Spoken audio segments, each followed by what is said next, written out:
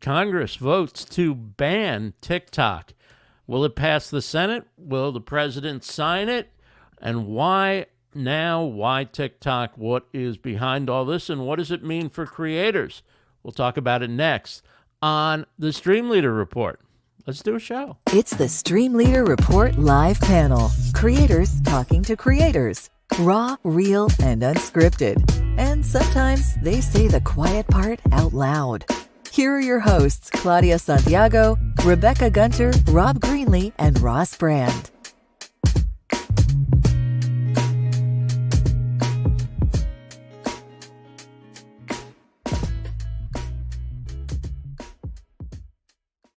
Hey gang, welcome to the StreamLeader Report. I'm Ross Brand. My show is the StreamLeader Report. And joining me, as always, Rebecca Gunter, the Peach-in-Chief of Stone Fruit and Stone Fruit Roll-Up. Claudia Santiago from ClaudiaSantiago.com. And Rob Greenlee, Hall of Fame podcaster, Podcasting Tips with Rob Greenlee, coming up tonight at 7 o'clock. Catch that on the StreamYard channel. And, well, you know, we've talked a lot about TikTok on this, not because most of us are creating a ton of content on TikTok, but because it's kind of a bellwether of where things are going with social and some of the issues, and clearly that's where the focus is right now. So just to open the floor, does anybody have a thought about why TikTok and why now? Well, there's a little bit of a historical context to this. Back in, I believe it was back in 2020, Donald Trump tried to do a kick out of TikTok, and actually got thrown out because there was such an uproar around it, and that there was also a lot of blowback that came from the Chinese side of this, because it got all embroiled in the sanctions against China and the trade kind of war that was going on back then too. So this isn't the first time, and this bill has been around for almost a year now. So they've wanted to do it. I guess the bigger question is why now? I mean, why is it coming up again? Is it just because of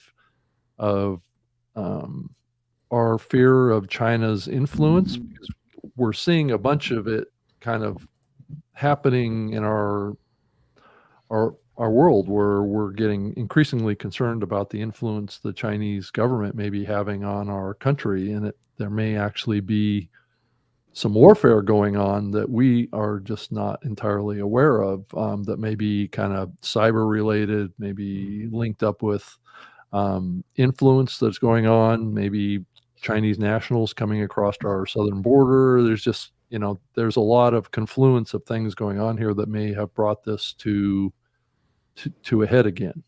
So that's my setting it up here to some degree, but there's a lot of layers to this that we need to pull apart today. Yeah. Claudia, your first thought on this? Yeah, well, first of all, Rebecca won me over to TikTok. I had an account set up like years ago, and honestly, like my view of TikTok before was that everybody would just get on camera and wiggle their butts and, just do silly things and whatever, and then of course I also had my entertainer friends. Some of them were saying, whoa, my TikTok's blowing up, and then they were able to monetize and yada yada yada. And then comes along Rebecca, who is like rah TikTok. So away I went. I thought, okay, I'm going to get on there and I'm going to learn the ropes, and I'm still learning the ropes. The other day I was trying to do a video past 1 minute. I couldn't figure it out. But anyways, okay. So just to let you know, I did get in there and started seeing what was what. And I found it very, very interesting, because it is such a platform that is really like no other. It's the capabilities of you're not just posting, but you're creating, and they actually do not want you, and they will ban or strike you out if you're, like, say you did a video on Facebook or Instagram or YouTube even. If you upload the very same thing, they will axe you. They will, like, so you have to create something different, add to it different, all that.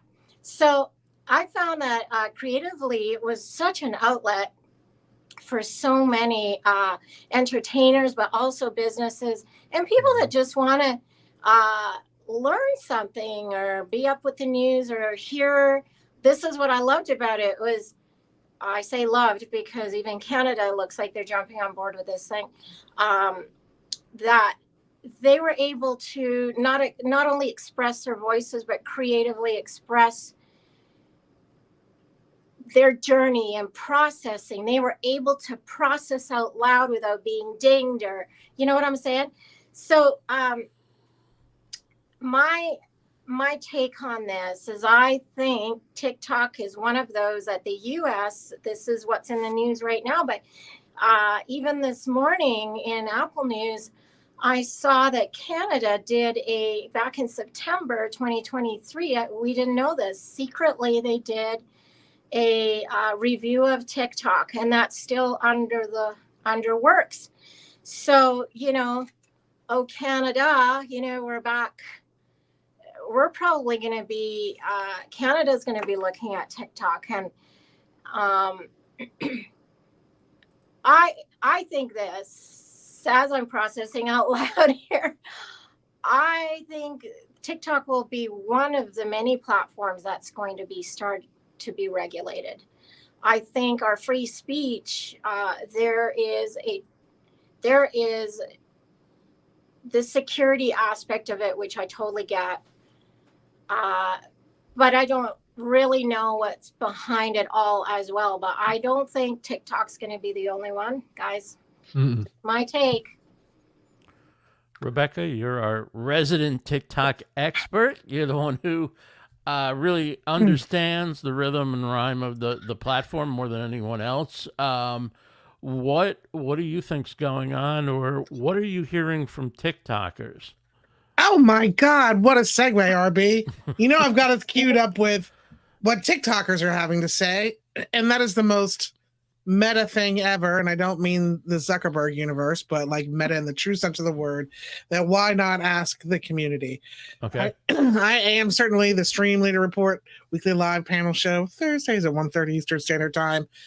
Lover of TikTok. Do I know the most about it? I've aged out of knowing the most about it. My God, ask a 16-year-old. However, what I do love about it more than anything is this convergence of unique point of view. At any point and any time, a window unto the world with a first-person perspective that you may agree with, you may not agree with. It may provoke something, it may not, but I love this convergence of multiple different perspectives and opinions. So I brought a clip to the table. I brought this creator before. They go by V. They're an established media persona, to spend some time in the White House under this kind of like TikTok media flag of under the desk news, and quite a respected kind of voice within the TikTok creator community of just a very, I guess, a broadcasty way of presenting information. And I brought this clip because I think it's an excellent distillation of like what's really going on, or what's got TikTok provoked. So let's do a clip. Fire away. All right.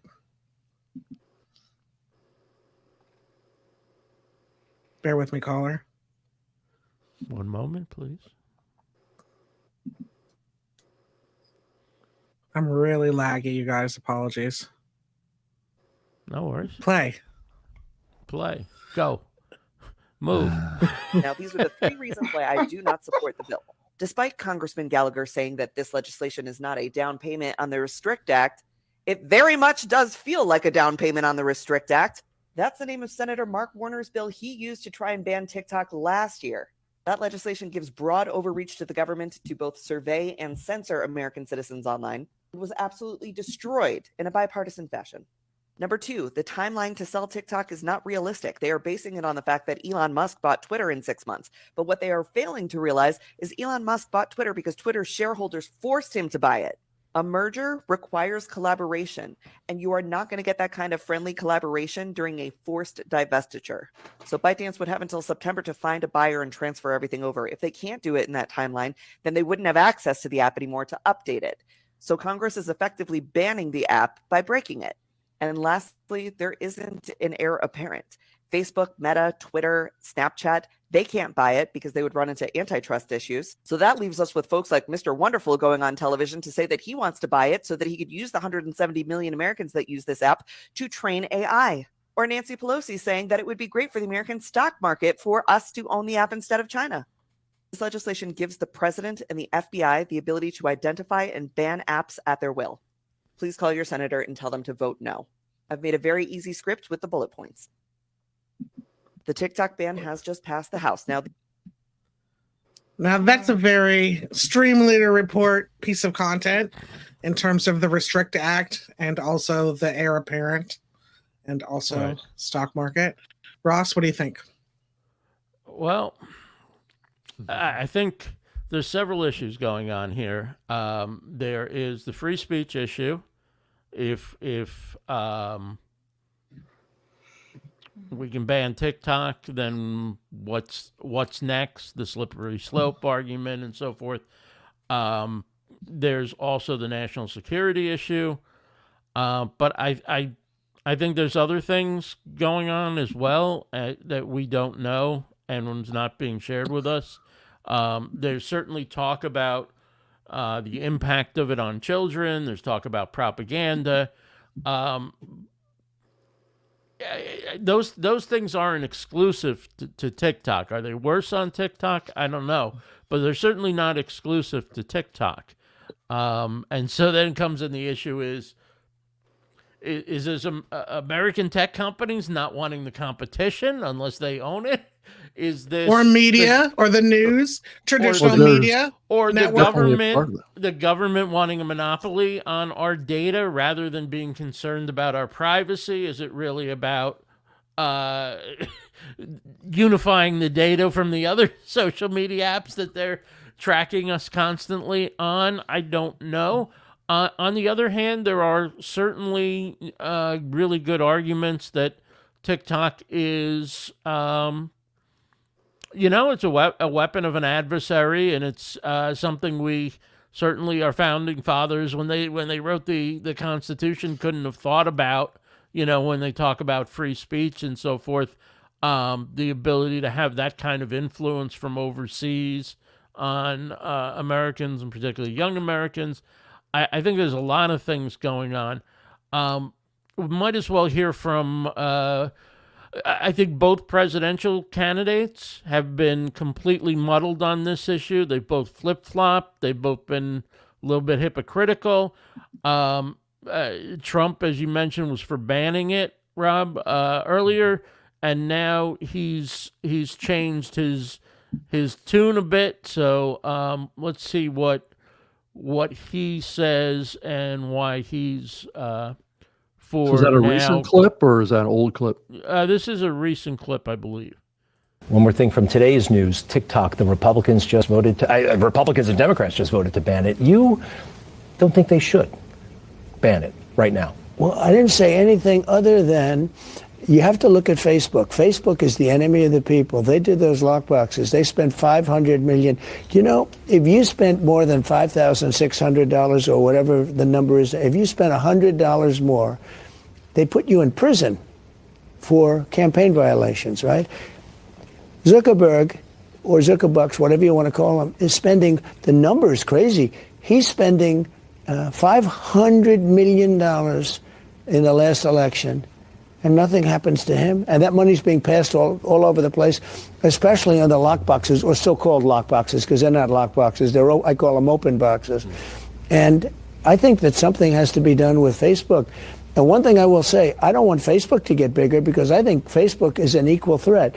And that includes with China, because if China wants to know anything about what Facebook knows, they're going to give them the information. One more thing from... Well, I mean, that's another issue that he brings up there, is that most of our companies, our big corporations, are already in bed with China. Yeah. So, go ahead, Claudia. I've just got a thought, and there's a lot of power in our voices. There's a lot of power in the brain that we have, our thoughts, our processes, our experiences, our expertise is there's a lot of power in the people's voices. And could it be that by 2030, there's a setup going on to try and silence the people's voices? Could it be? Oh, it's already been happening, right? Yeah, that's right. Could it be that this is way more than what they deem national security is actually us, our voices, our thoughts? Yeah, Rebecca, go. I mean, I can't agree with you more, Claudia. Like, that's where I'm sus. I think that TikTok is a place in which dissent has fertile breeding grounds and information about. I mean, the clips from that are these like private, like gotcha clips of CEOs on the phone with their stakeholders, like bragging about the record profits and corporation like corporate HR people firing you, where you've got like a phone here and you're recording the entire like conversation in which you're being fired by like a random person you've never met, kind of shining a light on how corporate culture is, you know, is or isn't doing the thing right now. All of that is instantaneous and it's happening like at rapid fire.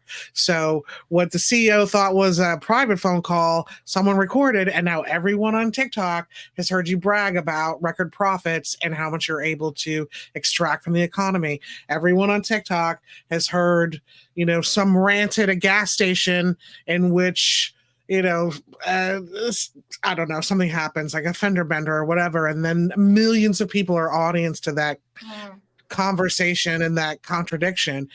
Pull back the curtain on who owns like 90% of the food manufactured in America and how that's linked to like, you know, the Western biomedicine kind of machine of health and how that's tied to private equity. All of that stuff is, it's not like we've never had a platform for that kind of culture criticism. You certainly have the press and you can write about it, you can have a podcast, etc. But TikTok is like instantaneous, 3-minute download, and that kind of zeitgeist is very, very powerful for turning public opinion. Yeah, I want to bring in Comic Crusaders here. Says we as Americans know nothing, only what they want us to know. So I cannot assume how another country behaves based on the massive inundation of propaganda, fear-mongering. Yeah, also, I think we have to question just about everything that we're hearing about this story, too, because it's also been reported in many sources that I've come across, too, that the U.S. government has not provided any hard evidence that shows TikTok shared any information with the Chinese authorities. So it's not like they're coming at us with any kind of credible threat information. The only credible threat information is coming from our political leaders and our media telling us that there's a problem here, but they're not really giving us any evidence that there really is any kind of connection between TikTok and the Chinese Communist Party. And if you look at the structure of TikTok or ByteDance, it does not have really any connection that has been able to be identified with the Chinese Communist Party, as far as on a data sharing or any kind of a relationship like that.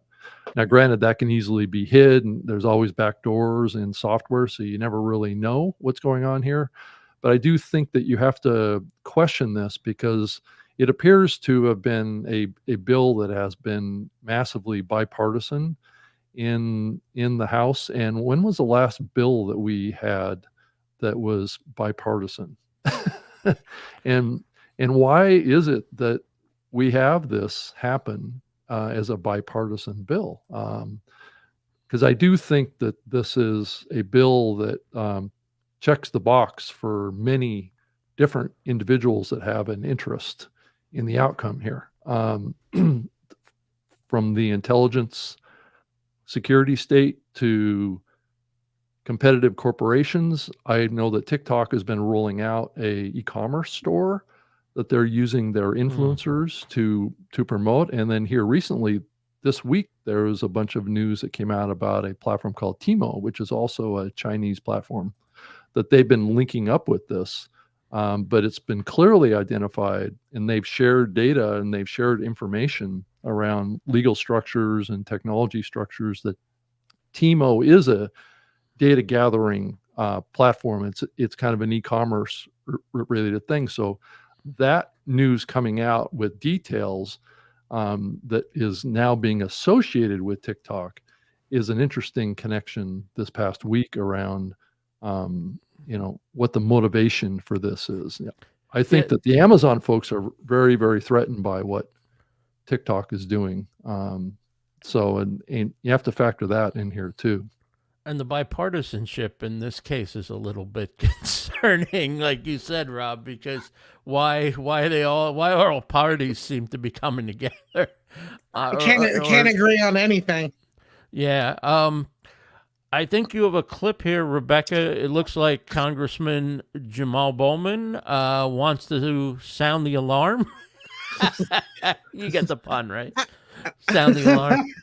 Very good. Ding dong. The app is dead. Yep. Disenfranchised because we do a horrible job of reaching out to young voters, connecting with them, engaging them, and listening to them. TikTok is actually a platform where young voters have found community with each other, and they're learning a lot more about politics. They're learning more about their elected officials, votes their elected officials have taken, what we all stand for, and they're sharing information, whether it's related to foreign policy, domestic policy, childcare, education, whatever the issues are. So they are literally building their own community and building their own political power. Why are we then going to disenfranchise them even further, especially when young voters have a tendency to vote Democrat if we go about engaging them and doing it the right way? So having this discussion and trying to ban it or almost ban it makes no sense at this time. I thought that was an I interesting. can't imagine what his particular motivation is. Yeah. Can I just pipe in here a little bit? Yeah. Okay, so in the Civil War, when I went through that, okay, with communism, they did silence the people's voices temporarily through that time. And also what they were feeding to the public was the propaganda. So the television channels, there was only one channel and it was just their propaganda. So that's all that the people were able to consume, okay? And there was never stories of what was actually really going on at the stadium or where they were dropping people into the ocean by helicopter, none of that. Okay. All we knew was it was very dangerous to be out on the streets. And so not only did they feed their own agenda, but also if you in any way, shape, or form spoke out your opinion to the new regime that took over, you were killed. Or your family was killed. This is not anything new. We live in North America and Canada. They haven't done this stuff yet. But this is nothing new under the sun. It's been going on throughout history. Mm-hmm. Where are we prepared? And where are we naive to the fact that this might be the direction we are heading? And what happens to us as creatives, as business owners, entrepreneurs, if all of a sudden we can't even do this broadcast? We cannot speak our minds. They shut down the platforms, or like they're doing in China, where they survey all that you're doing online and they give you no loan for a home. You can't buy a car. You lose jobs. Social credit score, yeah. Exactly, and that's very real. And right now, people are got to be super naive to think that the government and at headquarters they cannot tap into absolutely everything we're talking about, even in DMs. So they have access to all that. Just saying. Not to instill fear. I'm bringing reality, guys. Well, Claudia, as somebody who's been there, done that, and seen the writing on the wall, you had a magic wand right now. What would you do for this situation? Well, you know what? I look at my family. Okay. Part of the thing that Claudia Santiago suffered was I grew up in Canada not knowing a soul initially. All the family back there in the homeland fighting for their lives to stay alive.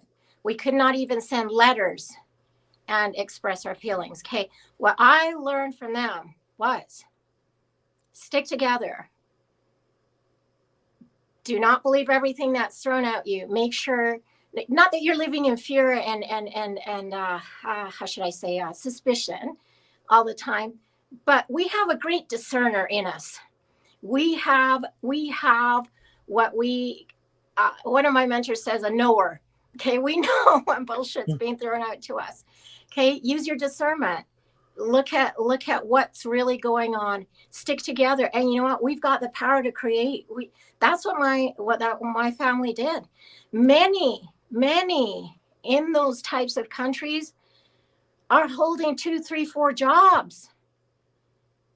This is not heard of up here in Canada and the U.S., but this has been going on in countries. I mean, I look at people over in Belarus and stuff that they are. That's the other thing. In those countries, they're capped as to the amount of money they can make. Why? Because the government doesn't want them being more powerful. So what would I say? Stick together. Use discernment. Use your common sense. Create, work hard, stay focused. Well, that's one of the things that, now when I ask my uncles, like, how did you survive this? They had to really develop a strong mindset to stay focused, and you do get into survival mode. It's not even fighting for their free speech. It's like, how are we going to eat? How are we going to feed these kids? We have no electricity. We have no power. Anyways, I'll shut up now, but yeah, we're going back to bare bones. It's like the pioneers. They had to survive. They had to use everything within them to plow new territory, new ground. And I think that's what we're going to be doing. We're going to be plowing new territory, new ground with technology, with everything that we're facing. Yeah. I don't think we're going to be riding the same old horse for years to come. There's also another aspect of this bill that isn't being talked about a lot too, is that TikTok would be prohibited from app stores, such as those offered by Apple and Google, as well as web hosting services until the divestiture occurs. And this sets a precedent of the U.S. government cracking down on websites as well, that is linked up with some social media related activities or speech or those kind of things, as really it uses the term kind of, what's the term that they use? Foreign adversary. But I think that there's clauses in there, and I don't have it right in front of me, that actually opens that up a little bit. It doesn't have to be a foreign adversary. But really the concern is that, one of the aspects of the internet right now has been that the web has not been really censored at the same level, where the website services companies haven't been targeted yet. But this may open the door towards that happening. And what other apps might we deem as a threat to our country, right? Is X or Twitter going to be deemed as a threat to the country, and Elon's going to be targeted? Is that who's going to be next on this? Well, we saw the first step to that, right? Yeah. AOC in Congress said he changed the algorithm in 2022, and that's election tampering, which is kind of ironic given the fact that all the tampering that went on before he bought it, and all the security state involvement and censorship and so forth. But in other words, once you open the door to this, the arguments can be made in all sorts of directions, and you don't know where it goes. And I mean, I'm in the middle on this issue. I don't have a strong sense either way. I see all the sort of conspiracy thinking that goes into why we shouldn't ban it, and I think some of that thinking isn't really conspiracy. I think there's a lot fishy stuff going on. I also understand where some people are coming from in terms of banning it. Let's just hear from Senator Josh Hawley, who's kind of gives the standard majority view, even though we don't know what the majority is in the Senate, but he kind of reflects the House view on things. What needs to happen here is there needs to be a firewall between TikTok and Beijing, because the whole deal is all the information TikTok gets from Americans is available to the Chinese Communist Party. That's the problem. That's why it's a security threat. That's why they want to get into our phones so they can get this information on us. We need to put up a firewall. If they would sell TikTok, that's fine. If they won't sell them, then we're going to have to ban it. Where's the evidence of that? That's the question I have for him. Well, I think some people feel like they don't necessarily have to be doing it at the moment, but what Chinese company is going to say no if the government comes knocking on the door and says, "Hey, we need this. Do you want to disappear? Well, do you want to help us out with the data we need?" That's what needs to be investigated, because everything I've read is that TikTok is a solely owned and operated U.S. company. So it originated out of China. But it doesn't have any legal ties that have been identified to the Chinese. So it could be a little bit of a red herring here, that they're using this. But it's possible that data sharing can happen. I mean, backdoors have existed. I mean, just the Twitter files were an example of that. That's what happened to Twitter, is that there was a backdoor to the national security state. Certainly that could be the case with TikTok or Temu or any of these. It takes one apps. to know one. Right. And to be entirely frank about it, is that this is a little bit of the pot calling the kettle black. Is I believe that the U.S. government is doing all these things with all of these other social apps to us already. So this is like being worried about Chinese Communist Party, while at the same time they're doing the same thing to us for their benefit. So it's really kind of concerning. This is a way to distract attention, probably from what the U.S. government is doing to us. So, Rebecca, you got another clip? Rebecca, you're on mute. Sorry, I didn't mean to throw that at you so quickly.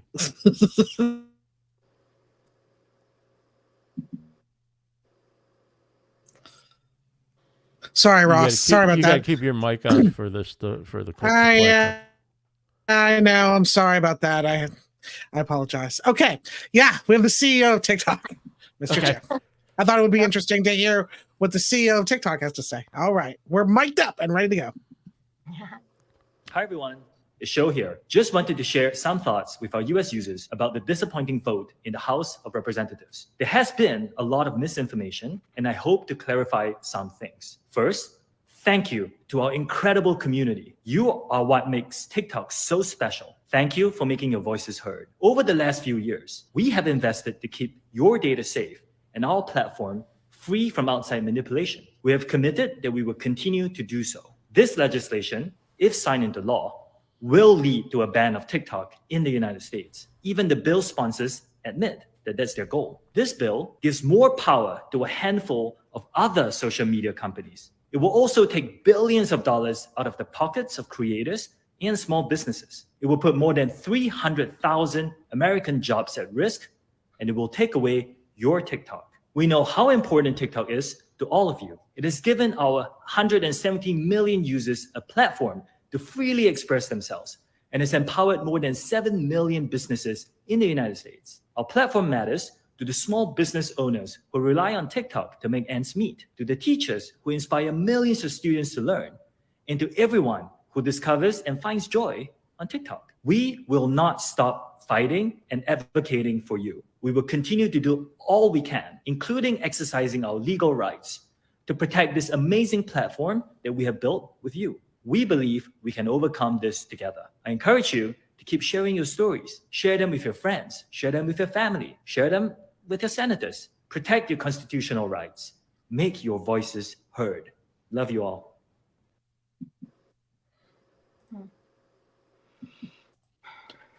I mean, not surprising the messaging there, for sure. Right. But I thought it would be interesting to hear from him what the hot take of what's TikTok. One thing I guess I would miss if TikTok went away. I mean, he put it in a positive vein, which is, you know, your teachers are inspiring and stuff. It also has given us a look into some of the crazy that goes on in our classrooms and schools. And our culture too. Yeah, from things that teachers are saying to some of the violence in schools and different things that you just might not have been aware of if people weren't silly enough to be recording themselves doing all sorts of and saying all sorts of stupid things, and not just kids, but you know, the teachers themselves in many cases put the content up there, and we get a window into that. Who do we have next, Rebecca? This next clip is a creator who's, I think this is germane to our show here, because it's really about like where are creators going to go when TikTok goes away.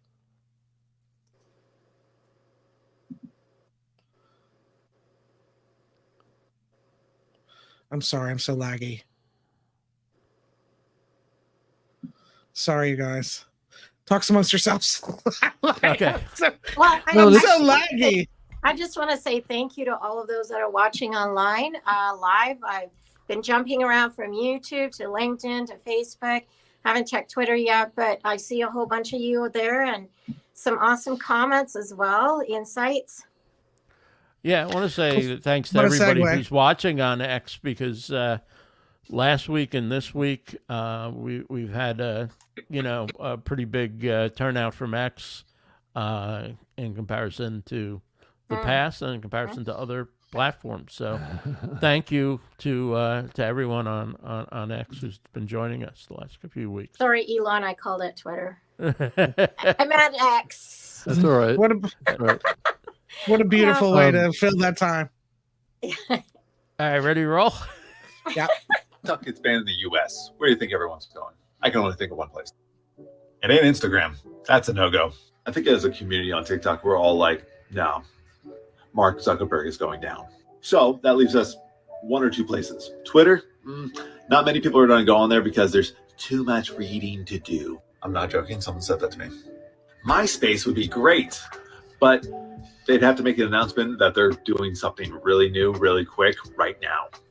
So that leaves us YouTube Shorts. That's where everyone's going to be going. That's where I'll be going. So follow me over there. Thanks. TikTok gets banned in the US. Where do you think everyone's going? True. Where are we all going? Where is everybody going? Where's everybody from TikTok going to go? Better question is, what should creators who have made TikTok an important part of their outreach, where should they be? What should they be doing now in case this happens? Who has the closest algorithm? That's what I'd like to know. To me, that's one of the differences. Yeah, keep in mind, too, that all those companies, Google, Facebook, have very close security state-related relationships with the federal government. So there is an interest in driving people out of TikTok into those other platforms. And this fellow raises a very good point, is that where are those users going to go? They're going to go to the platforms that have those security state relationships already. So Twitter is a little bit of the outlier there, right? That's why I speculate that they're probably next on the target list. Mm-hmm. And who knows why Zuckerberg set up Threads? You never know what he's working. When Twitter goes down, that's the only place for that kind of content. The next massive failure. It's been. But yeah, I mean, Zuckerberg's got to. Musk has got to be in the crosshairs because he went after the security state and he exposed what they were doing there. Yep. Boy, that would be some kind of fight. Can I bring us back to Canada for a minute? Absolutely. Oh my God, forever. Oh, I got that right. Anyways, here I'm nice and close. Oh, Canada. Yes. That's my bling hat that I wear on stage when I'm talking about Canada. All right. So this morning I found on Apple News and I was like, what? Say what? Because all of this is so focused on the US, and it says the federal government reveals it ordered a national security review on TikTok in September. And it was a hush thing.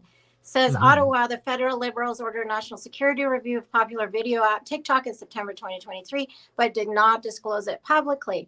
This is still an ongoing case. We can't comment further because of the confidentiality provisions in the Investment Canada Act.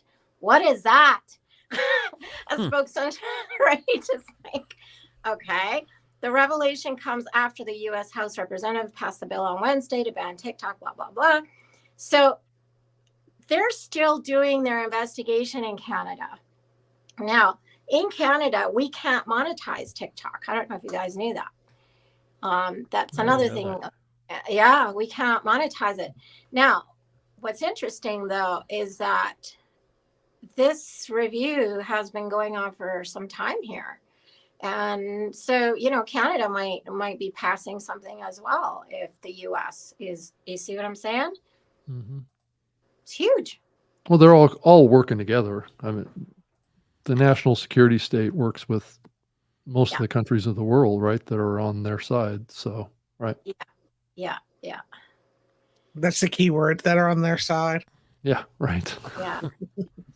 Right. Yeah.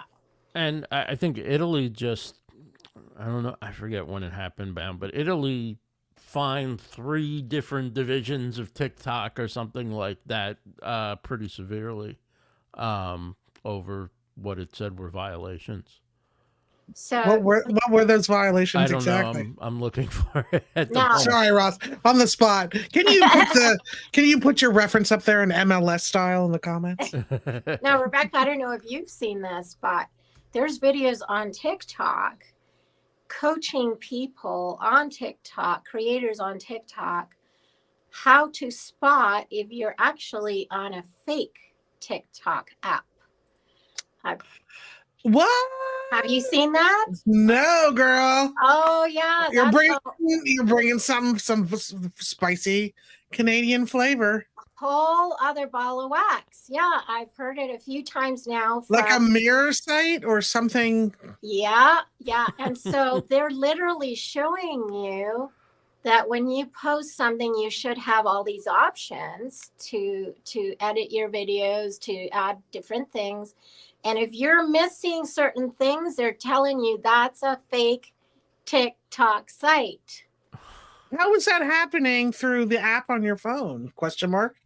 I don't know. And so I hadn't even thought of that, because usually when you go into Apple, you know, the app store, and you start seeing, Facebook, TikTok, Instagram, you download those apps because you see the logo and you think that's the real thing. So what have we got coming now with this? Counterfeit apps. I'm going to be holding my app up to the light to see if it's watermarked. Right? But, they were literally showing fake TikTok apps and what to watch for in case that you've downloaded something like that or you're on that. I thought, wow. And it looked the same, you guys. It really did, except if you clicked on certain things, it was missing certain types of things that you can do on TikTok. All right, you asked Rebecca. Here it is. Italy fines TikTok $11 million for failing to protect minors. March 14, 2024. So just a few days ago. No, that's today. That's today. God. Look how on topic the StreamLeader Report is. Italy's competition authorities fined TikTok 10 million euros, 11 million US, for failing to control the spread of content that it said threatened the safety of minors and other vulnerable people. The antitrust agency, AGCM, said Thursday that TikTok, which is owned by China's ByteDance, had failed to take into account the specific vulnerabilities of adolescents using its platform, such as a tendency toward copying group behaviors, The watchdog announced an investigation into TikTok's content moderation practices last March. In a statement Thursday, it said the video sharing platform has not taken adequate measures to avoid the spread of harmful content, adding that its algorithms meant such content could be, quote, systematically proposed to users. An example of harmful content mentioned by AGCM is what is known as the French scar trend, which involves TikTok users pinching their own cheeks to leave a lasting bruise. A TikTok spokesperson told CNN that it disagreed with the decision. The so-called French scar content averaged just 100 daily searches in Italy prior to the announcement last year, and we long ago restricted visibility of this content.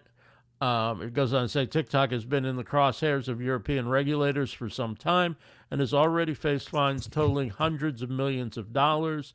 The Irish Data Protection Commission, which oversees TikTok's activities across the European Union, ordered the platform in September to pay $376 million in fines, arguing that it failed to protect children. The regulator found that newly created profiles of children were set to public by default, meaning anybody on the internet could view them. And so there you have it. I'm sure the Italian government doesn't have any problems with with dissent happening on TikTok either, right? Crazy. Yeah. So it's going to be many months before, even if it passes the Senate, it's going to be, I think, up to 6 months before we actually see anything happen. And by then, probably the presidential election will have happened, and we'll see, if there's a new administration that comes in, is the policy on TikTok going to change or not, based on what Donald Trump just said. If he does get reelected or put back into office, the whole thing may be, done deal by then, or maybe gets pulled back again. Yeah. I thought V's point from Under the Desk News was very interesting about may not be a ban, but we're going to break it, and essentially doing the same thing. Well, it's either a sale or a ban, one of the two. And the first option that's offered is a sale. And I know that there's been a variety of companies that have already issued letters to TikTok offering to purchase them. And one of them was the parent company of Rumble. So Crazy. When I told the money for that. That's what I told my 16-year-old. They were like, "Can Rumble afford that?" I'm like, "Oh my God." Right. Right. Like, hey, why don't you put that money in the Rumble studio and you're, Bring back Vine. Well, that's another one of those platforms that may be targeted if this bill passes as well as Rumble. Rumble, yeah. Maybe Bob will come back. Yeah, that's it. Blab, right? Yeah. Oh my gosh, the greatest of all social media platforms. This stuff can be so heavy, and honestly, even for our viewers, and it can instill such fear. And like I said earlier in that question Rebecca asked me, how, what would be a tip?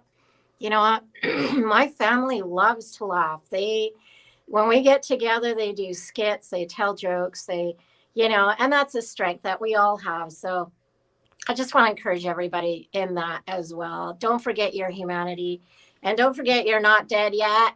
And we still got a lot within us to create. And but yeah, through all this heavy stuff, I'm not trying to minimize it. It is very real in the direction that it seems like we're heading. I don't think TikTok's going to be the only one that's going to land on the chopping block, so to speak, to that they're going to be reviewing, not just in the US, but globally.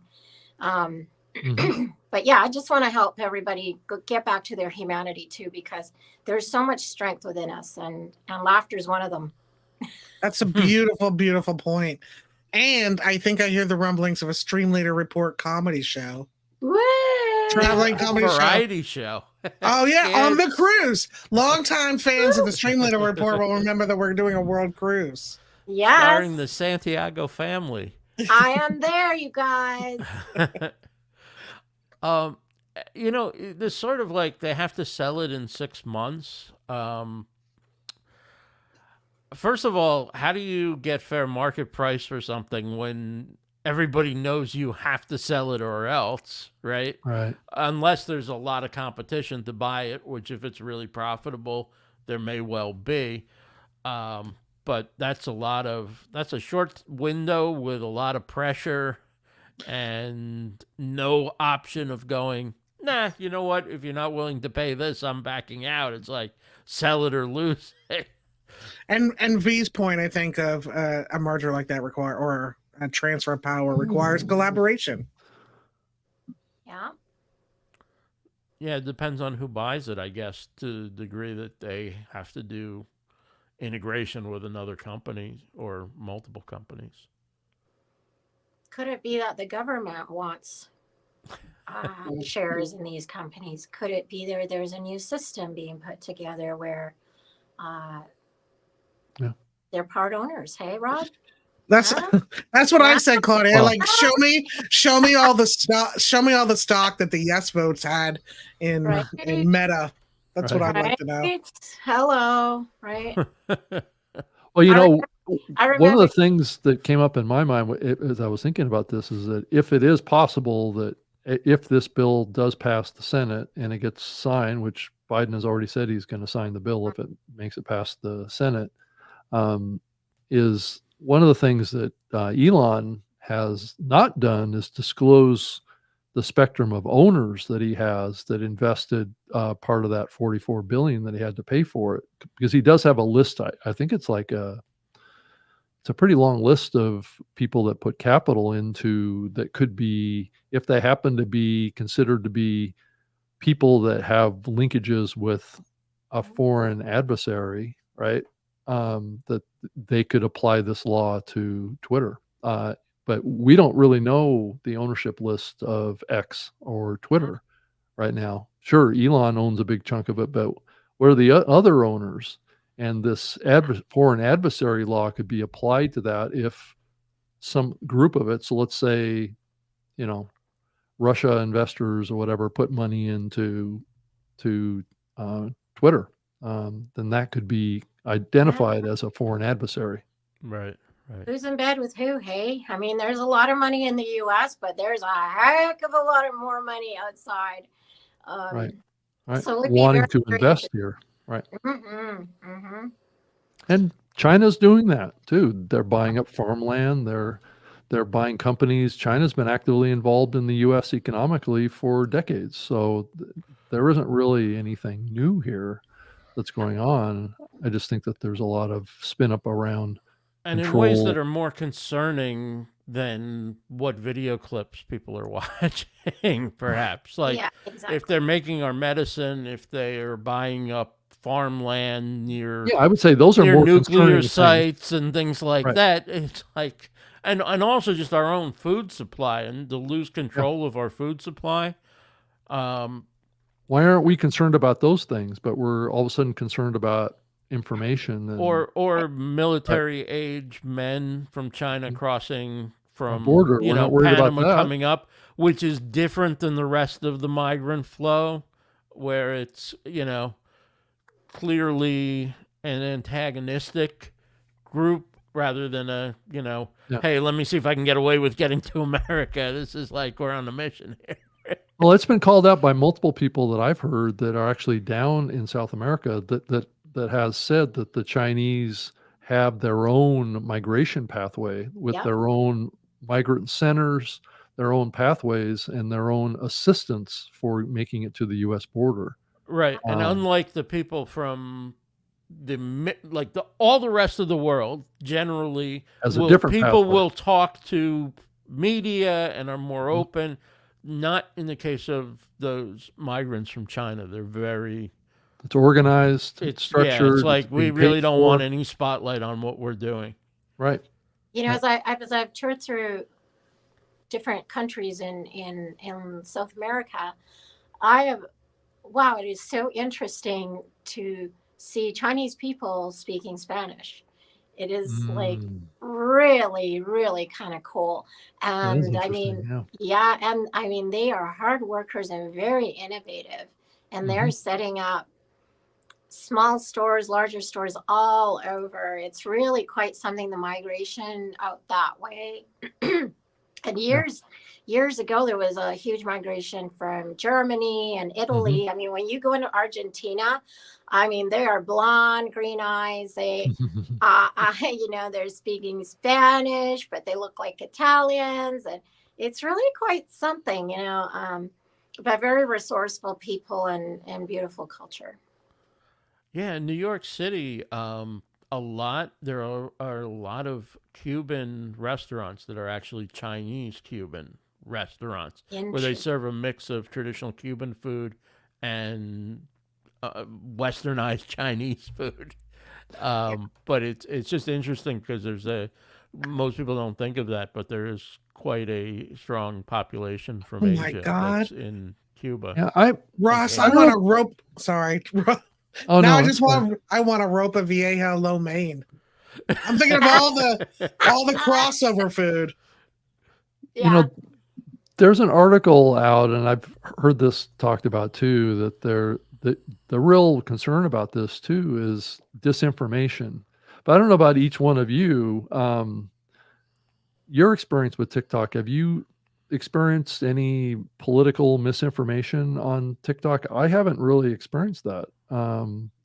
So if they're using that as a reason to do this, I'm not sure it's valid. I don't know. I mean, have you guys felt like there was political misinformation in there? I mean, I wouldn't say misinformation, but I would say it's incendiary information. There's a lot about micro communities and how to tap out of capitalism. And I feel like that's probably one of the areas that folks would point to and be like, aha, because there's just a lot of protesting. There's a big Kellogg's protest happening right now that started on TikTok.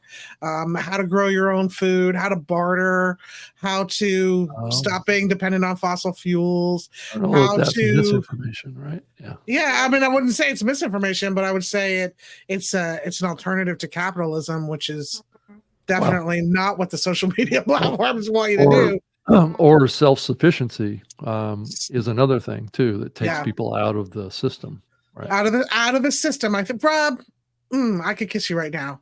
Out of the system is the theme.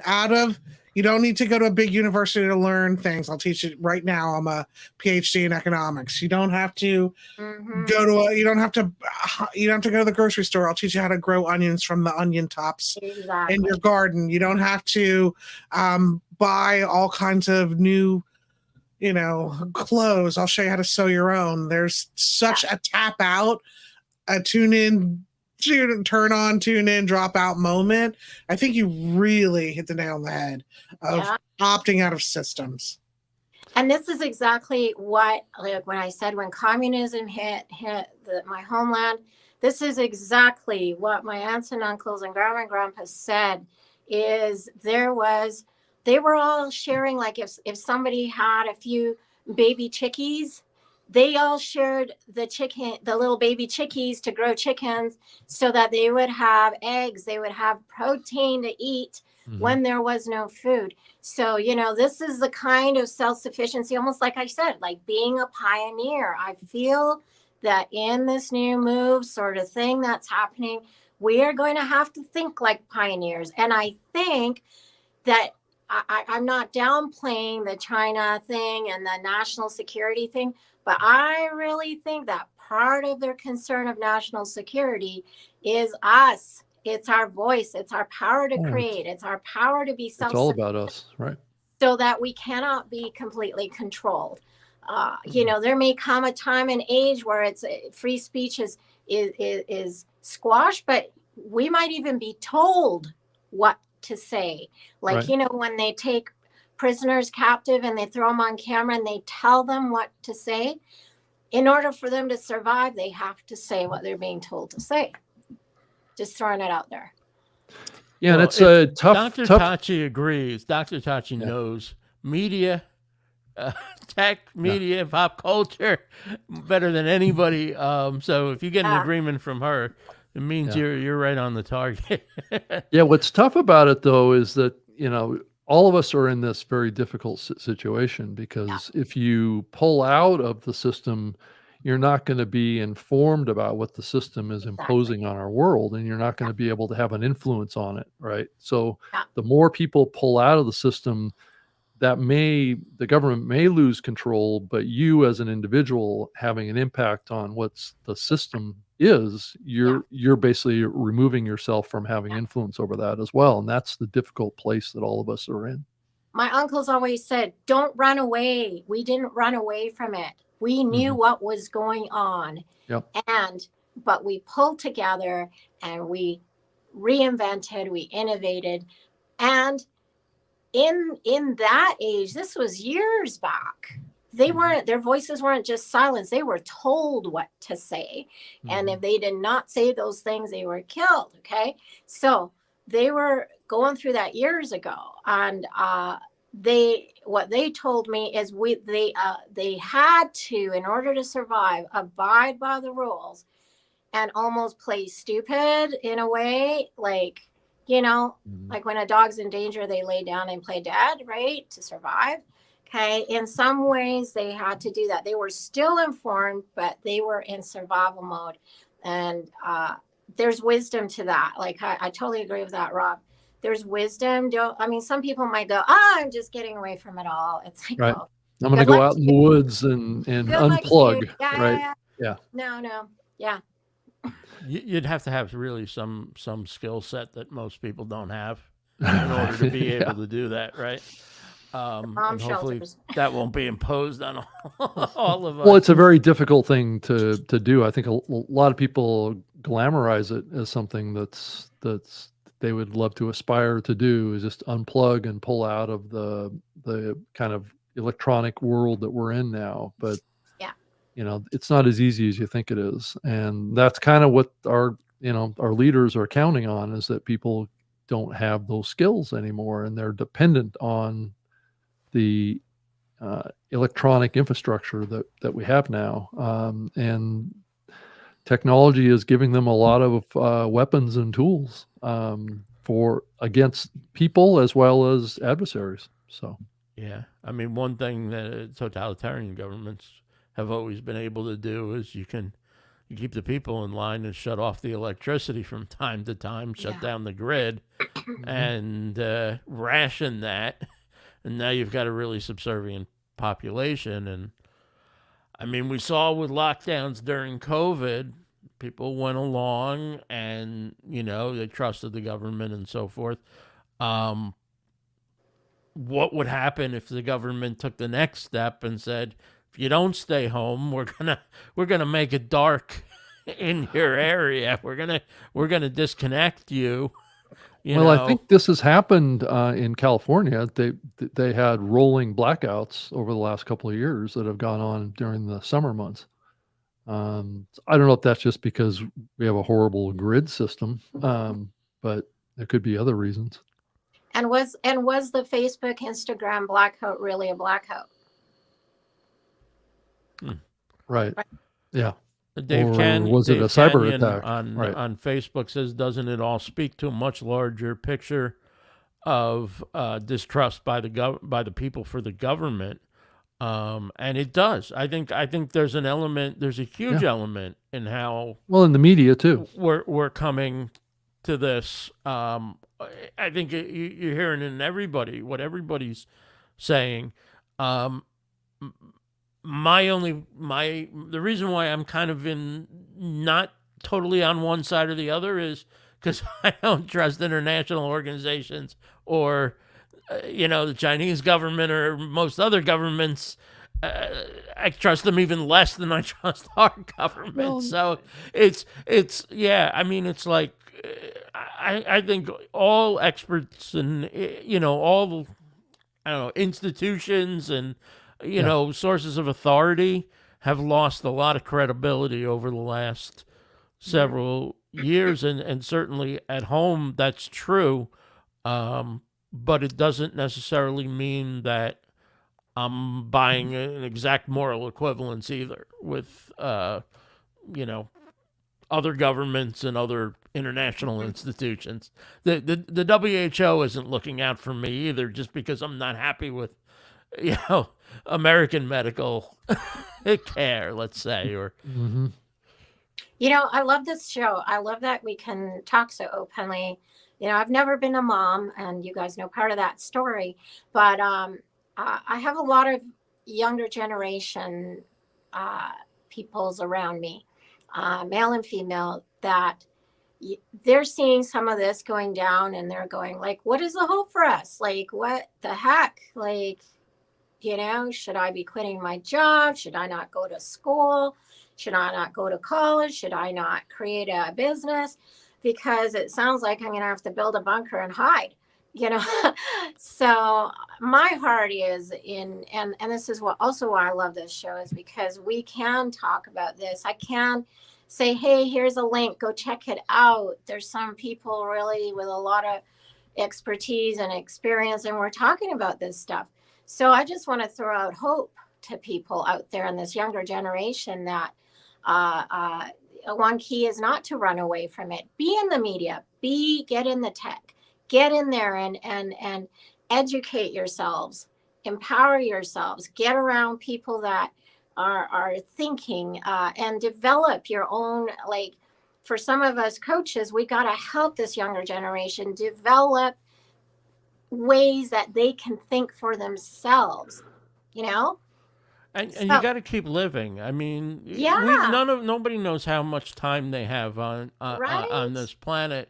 So, it's sort of yes, there are all sorts of threats out there, but the hysterics shouldn't take shouldn't take over to where you're still not living and loving and, growing and doing things, because we don't know how long we have, and we don't know when the end is going to come. So, it's just part of who we are. So some of these problems may end up getting solved. These things may end up working themselves out, and, generations to come might not have to face the challenges we think we're going to face. So, and one of the things I do is that I'm an entertainer. That's one of the things I do, and I love getting on a live stage. Why? Because people are bombarded with this kind of stuff all week, all month, all year, and it's heavy and it's hard and sometimes feels hopeless. But when we get face to face, and I can bring joy and bring how should I say, inspire that part of humanity that we need. We need to be creative. We need to inspire that. And I love that. It doesn't require me being online. I'm face to face on stage, but it also gives me an outlet to really encourage people that we are human. Learn how to paint. If you don't even have a voice, sing anyway. That joy is for you. Those are the kinds of things. And again, going back to Rebecca's question, that some of the things that my uncles and my family did through all the communist regime is doesn't matter if you have a good voice, sing anyway. You know what? Have fun.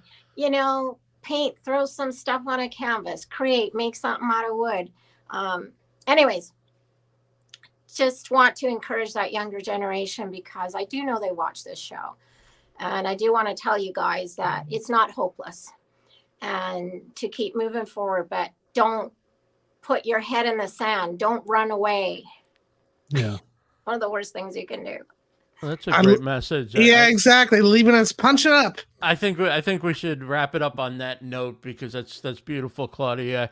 And this is the StreamLeader Report Live Panel. We are here just about every Thursday at 1:30 p.m. Eastern on Thursdays, which is Thursdays. And for Rob Greenlee, Hall of Fame podcaster, international recording artist, Claudia Santiago, and Peach in Chief at Stone Fruit, Rebecca Gunter, I'm Ross Brand. This has been the StreamLeader Report Live Panel.